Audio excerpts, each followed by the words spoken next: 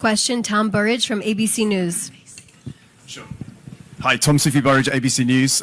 Prime Minister, given the escalation of attacks on US allies across the Gulf, given the spiraling energy costs, the high costs in general, the US service personnel killed in this war, many Americans are asking that question, whether you misled their government into starting this war, and for how long should Americans keep paying the price? Well, I misled no one, and I didn't have to convince President Trump about the need to prevent Iran from developing its nuclear program, putting it underground, and being able to launch nuclear-tipped missiles at the United States. He understood that. He explained it to me. I didn't explain it to him. And I think that our partnership is the only way to avoid this catastrophic development. The loss of servicemen is painful. Early on in my military service, a fellow soldier died in my arms. I lost a brother who fought terrorists, led the historic Entebbe rescue. The cost to bereaved families is enormous, and I sympathize and send the condolences of the people of Israel to these families and to the American people. Freedom is precious. It has its costs. But if you're not prepared to defend it, if you're not prepared to resist the tyrannies that are trying to arm themselves with the weapons of mass death, you will have no future. And therefore, we're doing what we can. As far as oil prices rising, spikes, you know what a spike is? You know what a spike is? It goes up and goes down. The Americans are working very hard, and we're trying to help them in every way that we can, to open the straits of Hormuz. And if they succeed, which I think they will, then oil prices will come down. But if you say, all right, I'm suffering right now, and people are, then I shouldn't do anything. I should just succumb to the blackmail, let Iran get on with it, let them develop nuclear weapons and ballistic missiles to deliver them to New York and Los Angeles. You're going to be blackmailed in ways that you can't even imagine. I think what this war has done is unmask what Iran is. You know, we've said for years, look at these people. They're doing things that normal regimes do not do. I don't hear even adversaries of the United States chanting death to America, death to the great Satan, massacring tens of thousands of their own people at will like that in 2 days. You have that sometimes.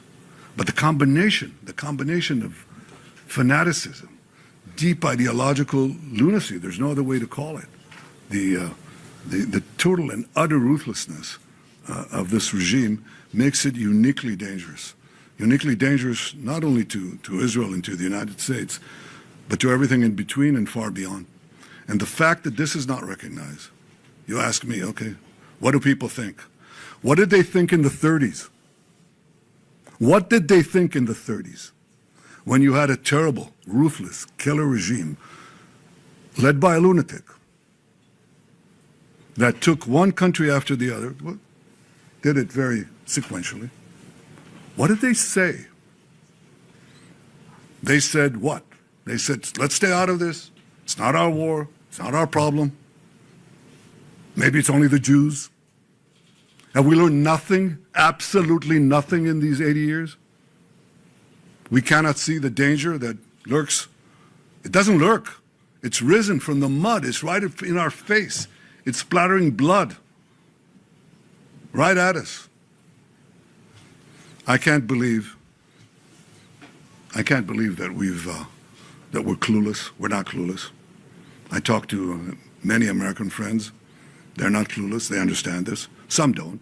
Some are adamantly opposed, but many are adopting a wait-and-see attitude. But I can tell you that I've spoken, as I said a minute ago, I've spoken to many, many leaders. We're talking about dozens and dozens of leaders. And they all say the same thing. I understand it. Some of them come out and say it. They're bold. And some of them say, I don't know, I wish, I understand it, but some of my people don't, or my news media are against me and so on. I was glad to see in the United States that an enormous enormous percentage of President Trump's supporters, traditional supporters, understand it. And I hope that my friends and colleagues of many years on the other side of the aisle those who understand and agree with what I just said, and there are quite a few of them, have the courage to come out and say it. Because at the end, what is the task of leaders if you're a leader? The most important thing is to assure the security of your people. And that means identifying danger in time and acting against it. That is a prerequisite for the survival of any biological organism. You have to identify danger in time and act in time against it. You either fight or flight. These are the two options you have. Where can you flee? Nowhere, because Iran can reach any part of the world. So you have to, at a certain point, fight. And this is the juncture where we've reached in time. Not too late, but in time. I just will encourage all those who agree with what President Trump is saying, with what I'm saying too, act. I didn't have to convince President Trump of anything. He didn't need any convincing. He acted, as a great leader does, to protect